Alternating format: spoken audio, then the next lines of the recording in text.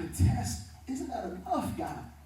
I know some of you guys are saying, God, enough is enough. The testing is enough. But let me tell you something. You ought to consider it honorable when God says, have you seen my servant? All of a sudden, Job is hit with boils from the top of his body to the bottom of his foot. If you've ever had a boil before, I had one and about lost my mind.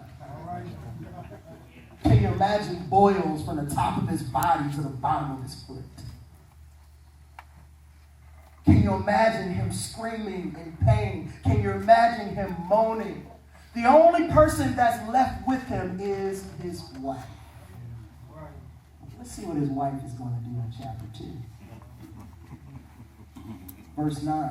Then his wife said to him, do you still hold fast your integrity? You should just curse God and die. Does God call your name when you need somebody to speak up? No. Remember what happened in the beginning. Eve had a 100-word conversation with Satan, a snake. Y'all know what Adam said? Nothing. In fact, when the conversation was done, it says she ate and gave it to her husband. What does that mean? He had the opportunity to say, look, serpent, I'm going to take this rock and bust your head wide open if you don't stop talking to my wife. All right, now. Does God call your name when he needs somebody to speak up? Let me tell you something. On Job's side, he's got somebody talking. His what? Wife. You need to just curse God and die. What is Job going to say? Oh, man, it's about to get good, y'all. It's about to get good. Look at 10. Look at 10. But he said to her, you speak as one of the foolish women speak. Shall we indeed accept good from God and not accept adversity? In all of this, Job did not sin with his lips. Men, God is saying, where are you? Or is he saying, have you seen my servant over there? Does he call your name when testing comes? Does he call your name when he need a man to speak up? Let me tell you something. I brought my son Kyron here today. He's 17. I said, you come with me this weekend, bro. And let me tell you something. I didn't care his opinion. He could have said, hey, I don't want to go. Just like, hey, okay, come on, let's go. Why? Because sometimes, men, you got to have those uncomfortable conversations. Right now. You got to have those uncomfortable conversations and say, look, you're talking foolish right now. Right. I'm going to tell you, next week when you go back to work, the big thing that people are going to be talking about around the water cooler, they're going to be talking about politics. And they're going to be talking about the new rules and new legislation that's out saying, hey, bathroom issues. Yeah. And you know what? You got to be bold enough to say, I can't line up behind a political party, no matter if he's black, white, or whatever. Your job is going to be listening for people who are going to stand for Jesus in the midst of something that you don't agree with. Does God call your name when he needs some man to speak up? Does God call your name when he needs some man to say something? Or are you like Adam and just taking the fruit and eating? Say that. Fruity. God calls his name. And he says, have you seen my servant Job? And surely Job is going to listen to his wife and say, you're right, God ain't done nothing for me. Or is he going to speak up and say, fool?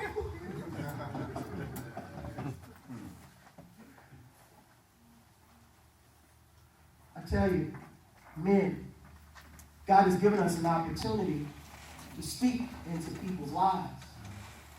And it's important for us to not miss that opportunity. Some of you got daughters. Some of you got sons.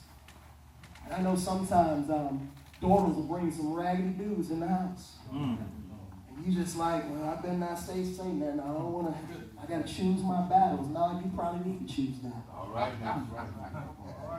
Come on, man. You probably need to say, no, that dude can't come in here. Come on. But Daddy, I love him. Okay. I love you. Absolutely. Men, you got to be able to have that uncomfortable conversation at times. Does God call your name when he needs somebody to speak up? Y'all, Job has been a beast in this thing. I'm about done, y'all. He's been a beast in this thing. Yeah. He has not denied God. He has not rejected God. He has stood his manhood. He has stood on his promises. He has said, I am the man of God. Yeah, I know I've had testing. I've had trouble. I've had issues. But I will not lose my integrity. I will not lose my manhood. I will not lose my character. I will not neglect who God created me to be. Does God call your name when testing comes? Does he call your name when he needs somebody to speak up? Does he call your name when he's searching for faithful people? Yeah. Does he call your name when he's searching for faithful people?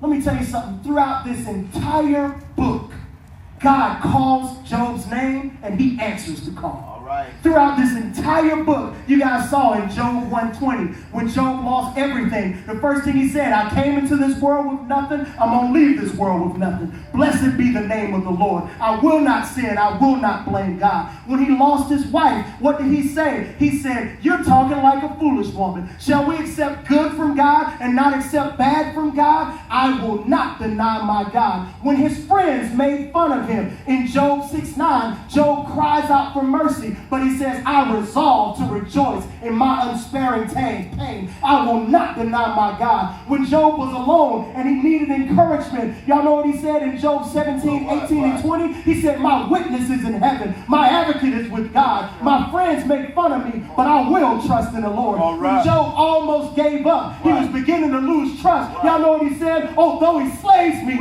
yet will I trust him. In Job 19, 15 through 26, Job almost was at his last leg, but he said, I know that my Redeemer lives. My God will take his stand on the earth. After I die, I will see God. I know my Redeemer lives. I learn and yearn for him, for I will trust in him. Let me tell you something. When he almost sins and he almost makes a bad decision, Job 23:12, he says, I've not left my God's commands. I treasure God's word more than food itself.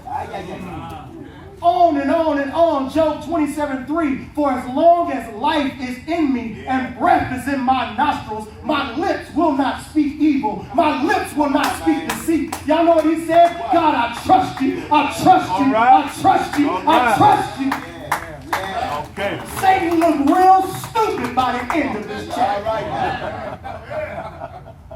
Why? Because when God said, I'm looking for a man, you know what he said? There go Bernard over there. There go Tyrone over there. There go Eric over there. There go Terrence over there. There go Ben over there. Oh, there he is. Oh, he's not going to deny you. Oh, he's been the man of God. Oh, he's taking care of his family. He is committed to character. He is committed to integrity. Have you seen my servant? Hallelujah. All right. Come on, preacher. See, God is either calling your name saying, where are you? Because you're missing in action. Or he's calling your name saying, there he is, right over there. Right where he's supposed to be.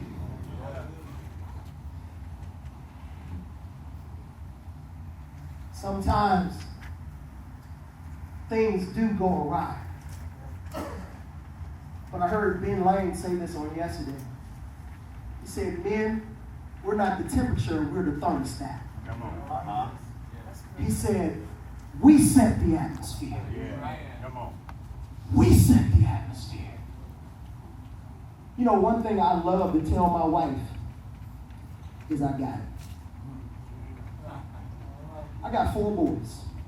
17, 15, 13, and 6. All of them taller than me, even the 6-year-old. And my wife is a little woman, about 105 pounds.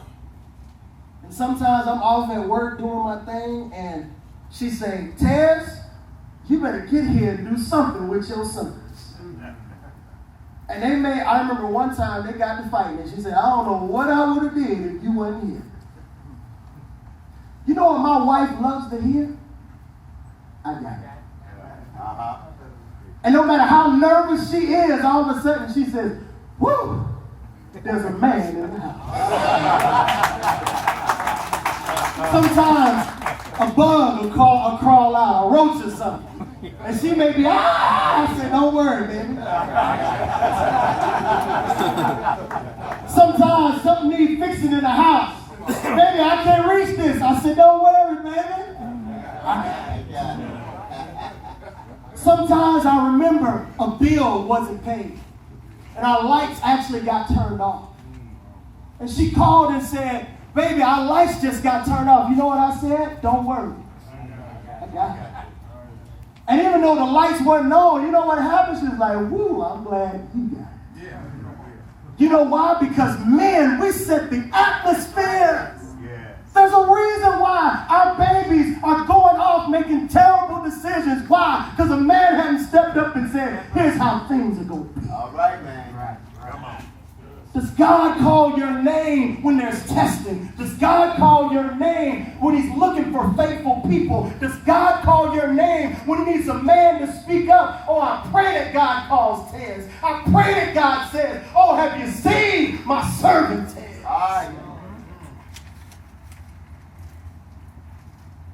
All of us need to get shirts saying, hey, I got this.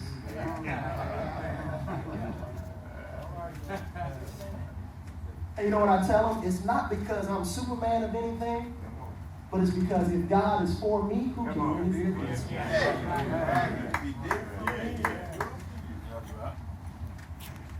Who are going to take the lead? If that's you, say, I will. I will. Who are going to honor women that God put in our lives? If that's you, say, I will. I will. Who will not exploit women's bodies and jump from relationship to relationship, creating more hurt and more hurt and more hurt? Is that you? Say, I will. I will. Who will be dependable to their family and to their jobs? Who, if that's you, say, I will. I will. Who will carry the load and go back into their houses and say, baby, I got this? If that's you, say, I will. I will. Who will model what a man of God is? If that's you, say, I will. I will. Who will commit to working hard, being consistent in their family, clocking in day after day, putting in overtime if I have to, making sure bills are paid, making sure I'm handling our business? If that's you, say, I will. Who will to making peace with their children, making peace with women that they've hurt in their lives? Who will stand up and say, I will? I will. Who will apologize if you've hurt somebody? Who will go back and say, I was wrong for doing this, I was wrong for doing that? Who will go back to that person and apologize? If that's you, say, I will. Who will take the lead in our services? Who will take the lead in worship? Who will be the ones to not send their kids to church, but will go to church with them? If that's you, say, I will. Who will be the one to take back our communities and say, you know what? This mess is not going to go on in my community, not going to go on in my church, not going to go on in my state. If that's you, say, I will. I will. I will. I will. I will. Let me tell you something. Yes, yes. That's the power Yes. of manhood. That's Yes. the power of manhood. That's the power of man. Yes. Does God call your name? Is he saying, where are you? Or is he calling your name saying, have you seen my servant? Yeah. Men, stand to your feet. Yes. Yes. Stand to your feet. I'm going to call just some prayer warriors to come down for a moment. Pastors, if you're in the house, pastors, come down to this altar for a moment. Pastors, if you're in this house, come down to this altar.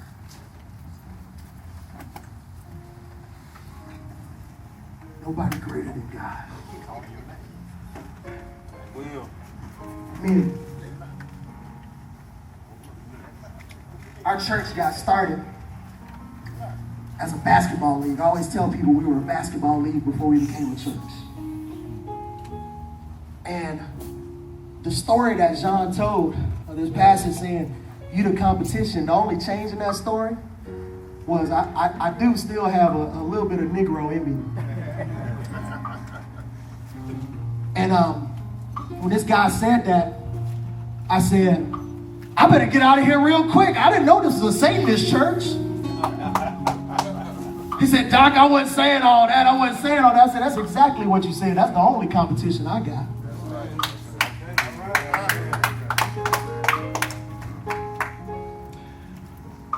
You know what? I played football growing up.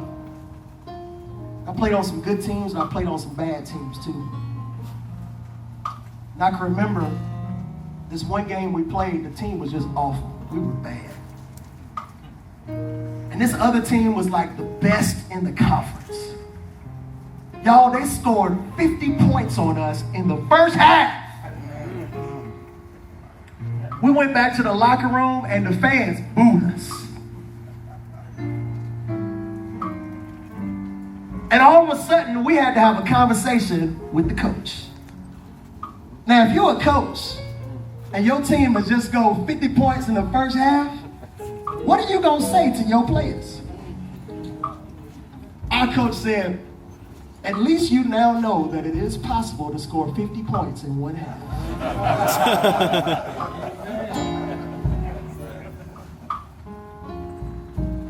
Y'all may look back at the past of your life and you've been getting beat up.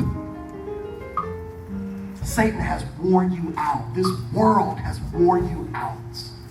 You've been getting beat up by ladies who refuse to submit to manhood. You've been getting beat up by a society that rejects manhood. You've been getting beat up by layoffs, by all sorts of things the enemy has thrown to you. And you may say, in the first half, they scored 75 on me. But the funny thing, you got this thing called halftime, and you don't look at what happened, you look at the coach. And the coach has this gifted ability to say, if they scored 50 points in the first half, let me tell you something. We got the capacity to score more than that the second half. Now the funny thing is, we came out there and scored 47 points and didn't win that game in the second half. But the funny thing about this battle, you already know the outcome. The funny thing about this battle, you already know the end. You already know. It's not time for you to look at the past. It's time for you to look at the coach.